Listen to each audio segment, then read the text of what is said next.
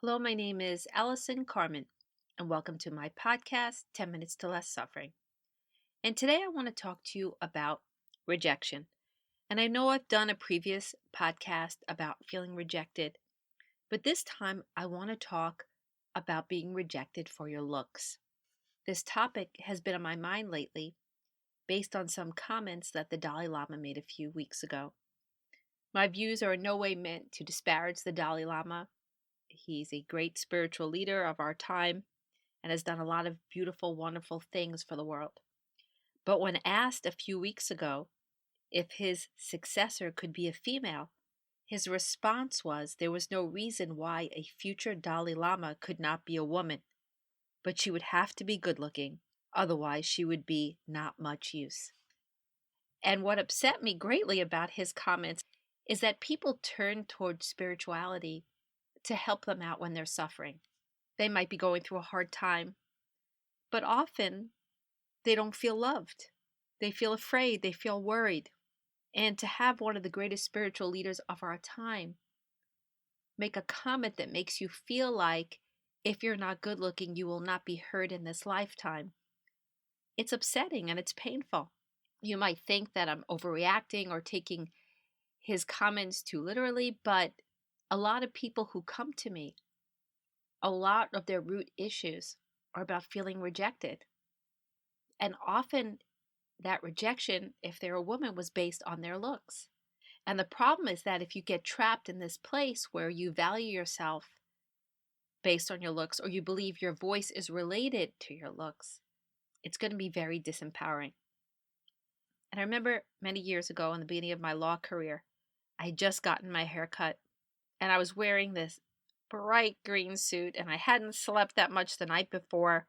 And when I got to the office, one of my colleagues, who was a man, said to me, "You look awful today. Are you sure you really want to go into that meeting looking like that?" And I remember looking at him and he was wearing this tan colored suit. It was the summertime and this very loud tie, and he hadn't shaved.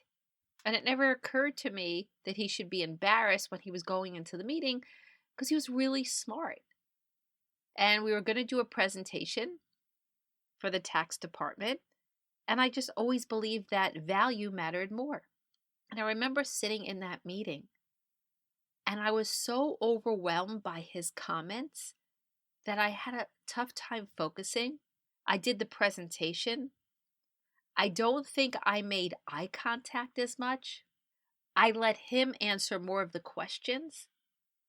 So it became this moment where I became so overwhelmed with thinking that I looked bad that I gave my power away. And that happens to so many of us in society on some level. Because we start to feel that maybe we don't look good enough. We don't use our voice enough. We don't think we look good enough, so maybe we don't go to the beach.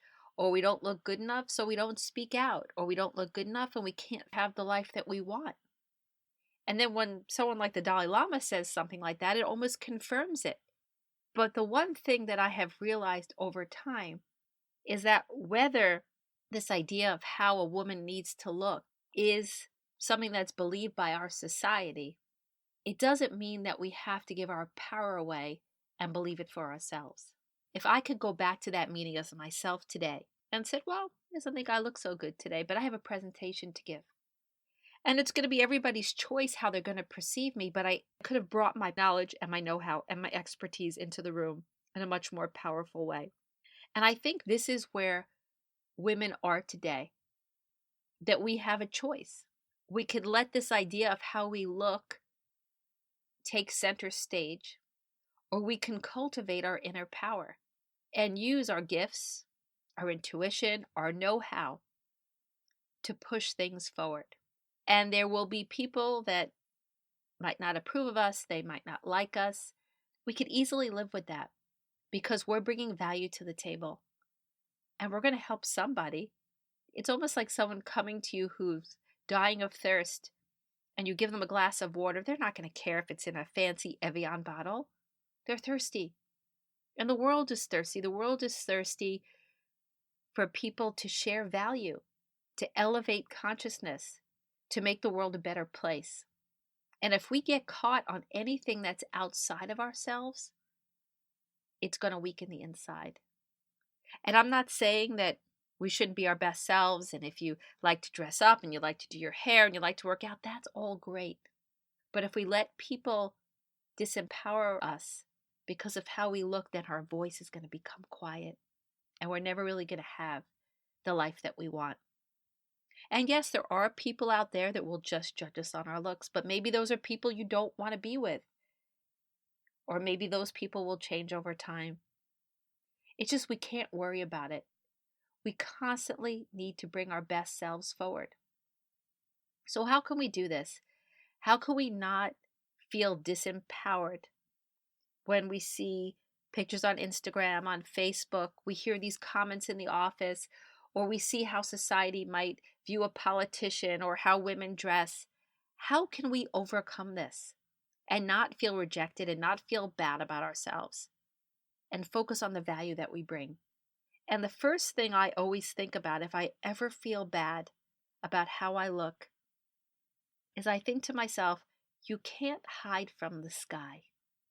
See, that's the thing. A lot of us believe that we could change certain things or hide certain things so people won't see us, but we're always seen. There's no way to hide because the minute you pull back something, everyone sees it anyhow, but even more than that, you're pulling back your power. The only way to be fully powerful in this lifetime is to bring forth all of you. So when I think about trying to pull back a piece of myself because I'm uncomfortable how I might be judged, I realize that you can't hide from the sky. It's out there anyhow. So if you're already out there, you might as well make the best of the situation, the best of who you are. The second piece is to realize that you can't control everything.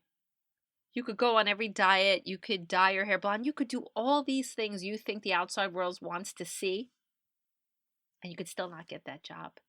Or your husband or your boyfriend could still leave. You could try to work it to see if I can just control this and have the world accept me, everything will be okay. But it's like trying to stop the rain. It's trying to stop a wave. No matter what you do, there'll be people outside judging you. So if you can't control it, you could choose something else, and that is a peace within yourself. You are the one that needs to love yourself. You are the love that you seek. And there are so many things that need to be changed in this world, and there are so many things that need to happen. And the only way to spread your gifts is to be your authentic self, is to show up fully loving yourself and appreciating yourself and lend your voice to what you believe matters. So those comments that people make, you can't control them. Even if you try to, even if you did everything society asked you to do, the Dalai Lama still comes out and says you have to look a certain way. Number 3, which I know I've talked about before, is to choose a life of meaning. Find what is important to you and valuable to you, and make that your life mission.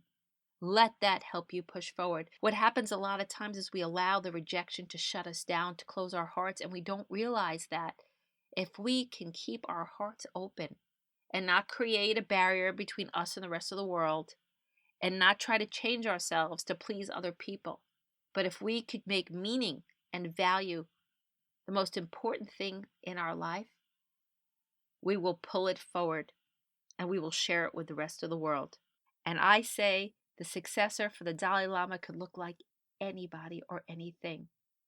Because I know when I'm hurting and I need help, I wouldn't care if someone had a foot coming out of their chin. I would care what their essence was. I would care what their words were. I would care how their heart spoke to my heart. So stay heart-centered and don't close it down. Let the pain and the rejection open you up, and let the beautiful colors within you shine.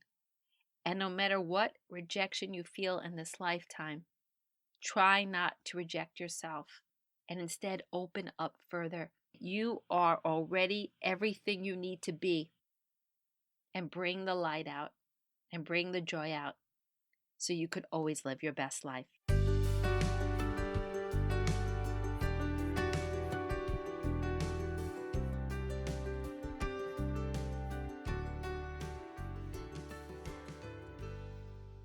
Thank you for listening to this podcast today. If you'd like to get in touch with me, you could email me at allison@allisoncarmen.com. If you'd like to buy my book, The Gift of Maybe, it's available at all major bookstores and online retailers. And if you like this podcast, you could subscribe on iTunes and leave a comment.